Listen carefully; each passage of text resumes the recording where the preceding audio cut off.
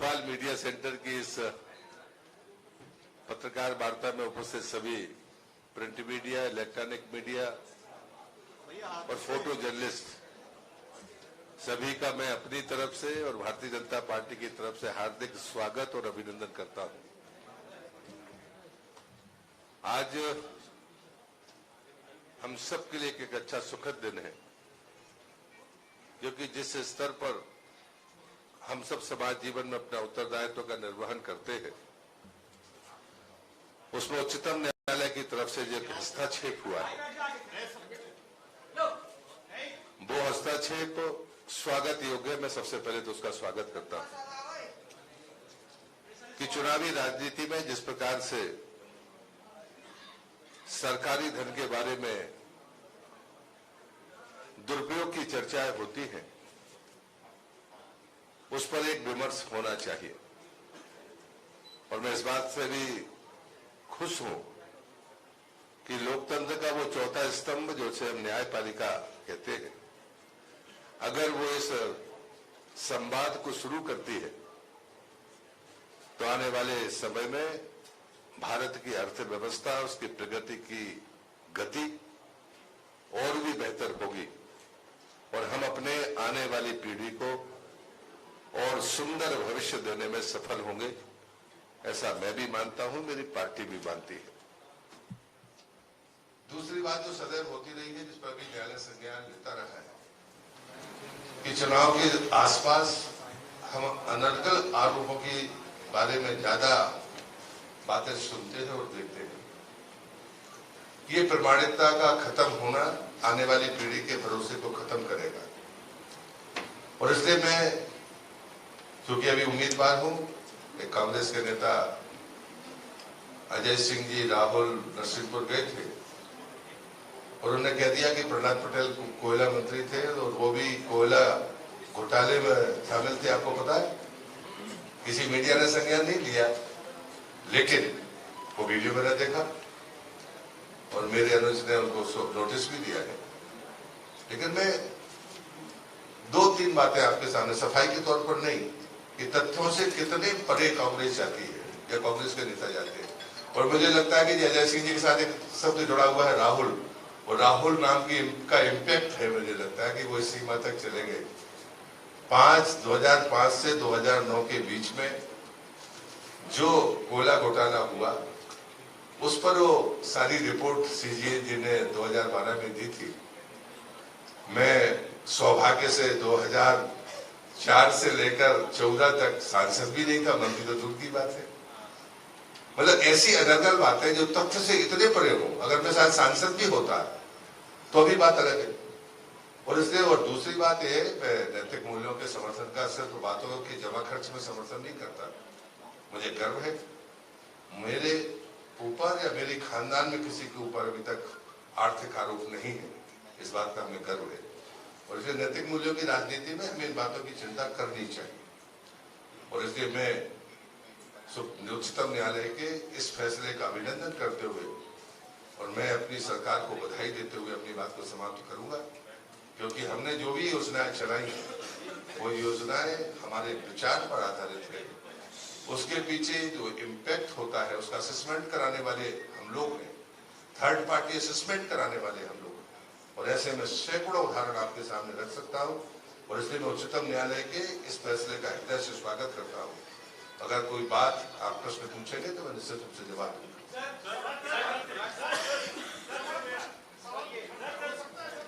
अभी तो मुझे लगता है इसमें कर लेना चाहिए। अभी पहले इसमें कर रहे हैं, एक विषय पे पहले। चलिए योगेंद्र जी।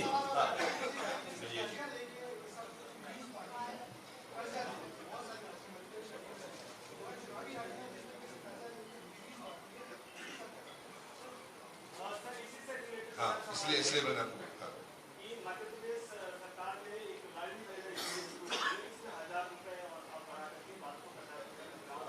चुनाव के जस्ट पहले शुरू होता है, उसमें एक पॉइंट ये भी है कि चुनाव आती ही सरकारें जब लोग की बातें करते हैं, तो आप क्या मानते हैं सरकार इससे संबंधित कोई और प्रश्न तो नहीं है? हाँ, मेरा कहना यह है कि जब उसके बाद विमर्श करेंगे तो सर क्या निकल के आएगा?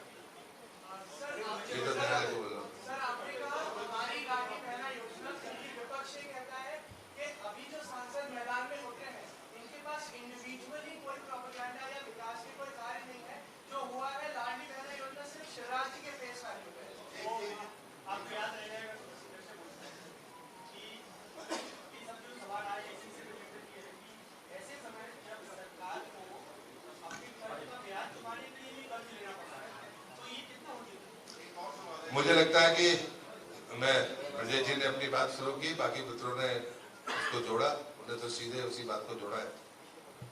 मेरा एक निवेदन है, हम अगर केंद्र की योजनाओं को देखें, महिला सशक्तिकरण और स्वाभिमान, ये भारतीय जनसंघ से लेकर भारतीय जनता पार्टी तक हमारा पहला सशक्त संकल्प था, क्योंकि हम हमेशा से कहते थे कि महिला हमारी बराबरी का दर्जा महिला को नहीं, हमारे ऊपर है उसका स्थान, और ये हमारी सनातन परंपरा को हम शीर्ष पर रखते थे। और जाते हैं तो हम आदिगुरु शंकराचार्य पर आते हैं 2000 वर्ष तक, उसके और नीचे आते हैं तो हम रानी दुर्गावती के कालखंड की बात करते हैं, और नीचे आते हैं तो 1857-58 में हम लक्ष्मीबाई और रानी अवंतीबाई की बात करते हैं। तो मुझे लगता है कि जब महिला स्वाभिमान और उसके सशक्तिकरण की बात होती है, तो मैं आपको 2 उदाहरण देता हूं। एक है शौचालय का, और इसे शौचालय जितनी भी मोदी सरकार की योजनाएं हैं, हमें नहीं पता कि किस दृष्टि से देखा जाता है, लेकिन मैं आज गर्व के साथ कहता हूं कि जैसे ही शौचालय बने थे और उसके बाद में जो इम्पैक्ट असेसमेंट हुआ उसका, और थर्ड पार्टी असेसमेंट हुआ, मैं आपसे प्रार्थना करूंगा, वो रिपोर्ट में भी सोशल मीडिया में आपको भेजूंगा।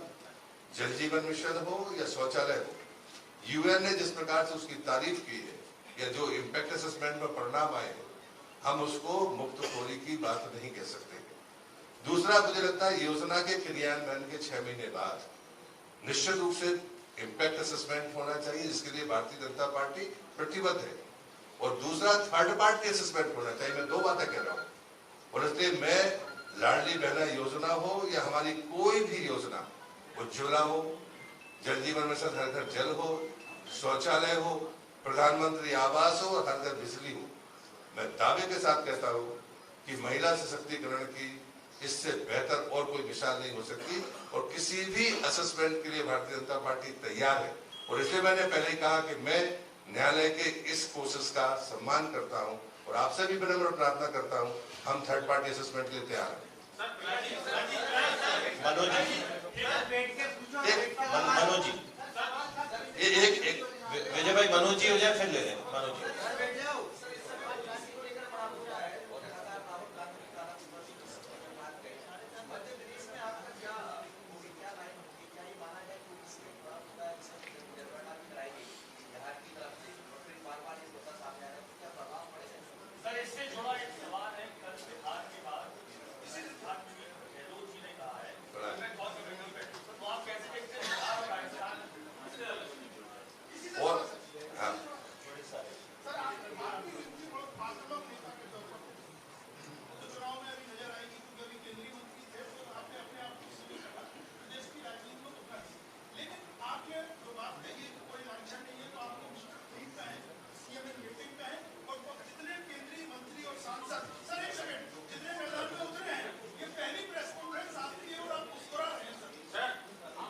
आप खुश हो कि नहीं?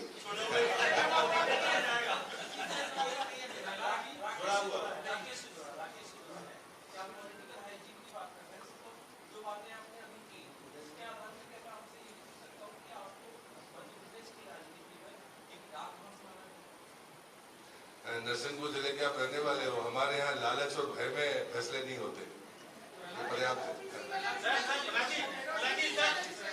नहीं, मुझे लगता है इस प्रश्न से जुड़ा कोई प्रश्न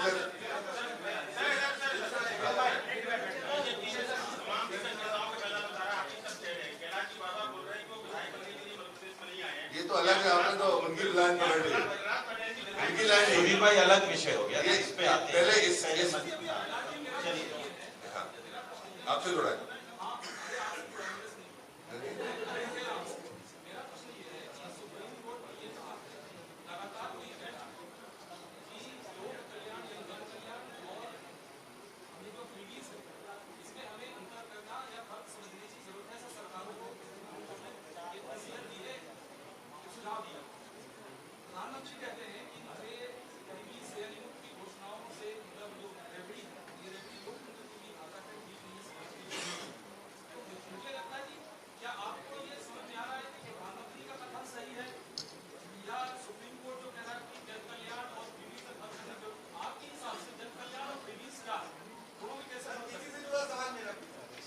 सारे प्रश्न हो गए, पहले एक का हो जाने दे, याद ही नहीं रहेंगे सबके प्रश्न। चलिए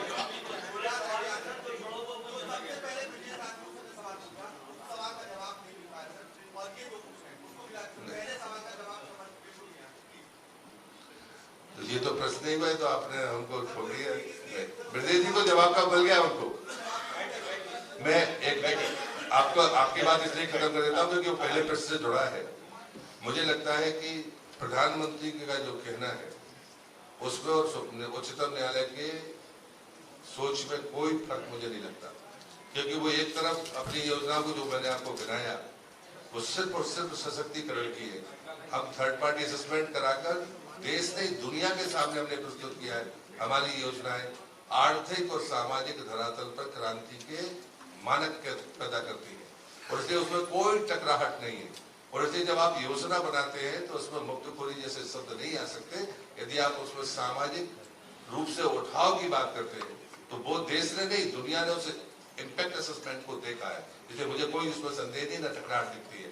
दूसरी बात आपने जो पूछी है पिछड़े वर्ग के बारे में, मुझे लगता है कि मैं आपसे पहला निवेदन करूंगा कि हमें राजनीतिक दल हो या नेता, उनकी नीयत पर देखना होगा। और मैं उनमें से हूं। जब मैं पहली बार सांसद बना था तो 91 का आखिरी इंटरव्यू मेरा था, वो सरकार गिर गई, तो मंडल कमीशन चरम पर था। आज वो स्थिति नहीं है, इसलिए मैं जानबूझकर इसको कोट कर रहा हूं। और तब मैंने कहा था कि मेरी जाति पिछड़ी है, मैं पिछड़ा नहीं हूं, मेरा परिवार कभी पिछड़े का लाभ नहीं लेगा। आज मैं गर्व के साथ कहता हूं कि मैं अपनी बात पर कायम हूं। इसलिए मैंने कहा कि नियत महत्वपूर्ण बात होती है। हम बंटवारे के लिए अगर इसका उपयोग कर रहे हैं तो बात अलग है, अन्यथा मैं गर्व जिस पार्टी में मैं हूँ, भारतीय जनता पार्टी में, हमारे प्रधानमंत्री उसी वर्ग से आते हैं। आप मुख्यमंत्रियों की सूची उठाकर देखिए, जो पिछड़ों के नाम पर वोट लेते हैं उन्हें कितने बनाए। हम मध्य प्रदेश में बैठे, हमने हैट्रिक बनाई है, 3 मुख्यमंत्री थे, तीनों उसी वर्ग से आते हैं। और इसलिए जो पिछड़ा वर्ग कमीशन को संवैधानिक मान्यता उन तमाम लोगों ने कभी नहीं दी जो पिछड़े की बात करने वाले लोग हैं, जो कि उन्हीं के नाम पर वोट बटोरते रहे, लेकिन उन्होंने नहीं दिया। मैं ऐसी 10 बातें गिना सकता हूँ। और इसलिए मानता हूँ कि भारतीय जनता पार्टी का जो रास्ता है कि पिछड़े को सबल बनाना, उसको नेतृत्व पैदा उभारना, ये ज्यादा बेहतर होगा, बजाय इसके कि उसका बंटवारा करके और लड़ाने का काम करें। नितिन जी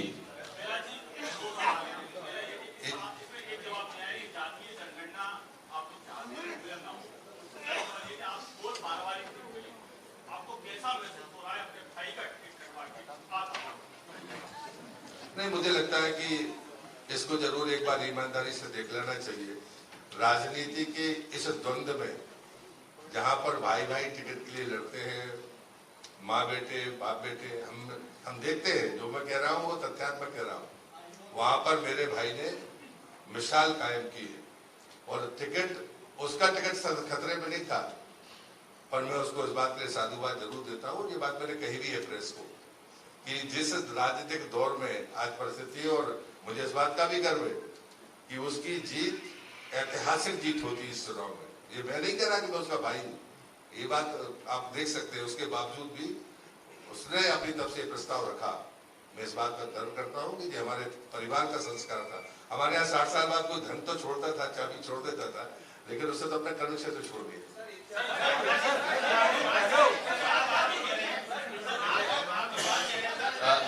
सुधीर जी, फिर विजय। एक बार आप पूछेंगे उनका प्रश्न, इसके बाद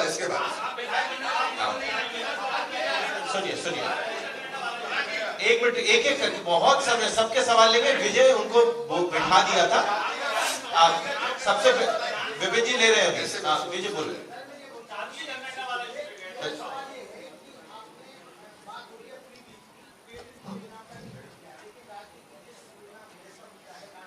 बोला मैंने, बोला।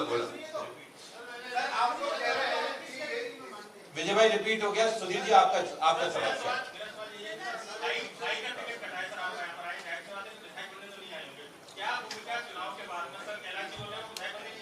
चलिए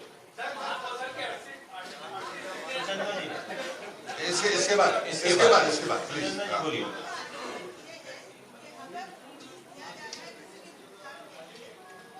भाई साहब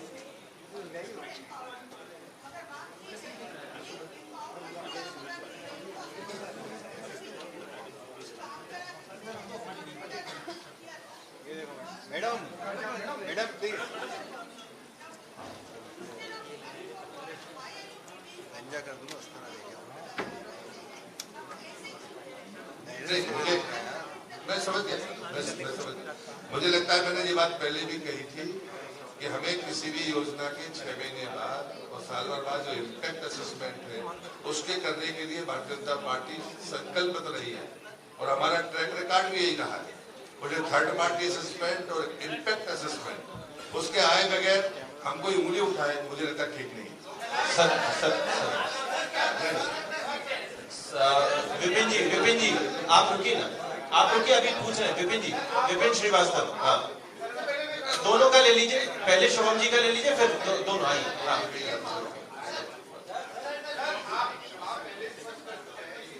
वहीं खड़े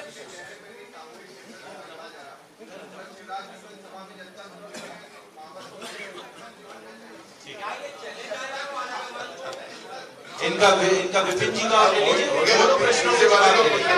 इनका विपिन जी का और ले लीजिए, विपिन जी का और ले लीजिए। हाँ, रुकिए ना, अभी दे रहे। हाँ,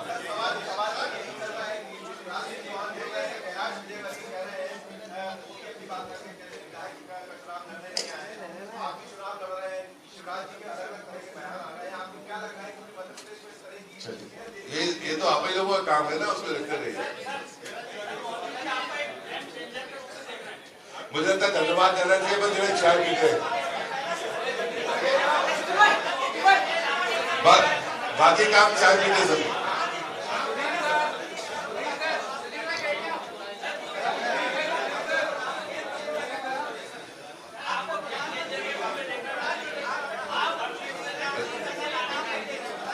मैं मेरी अब मेरे सुनो,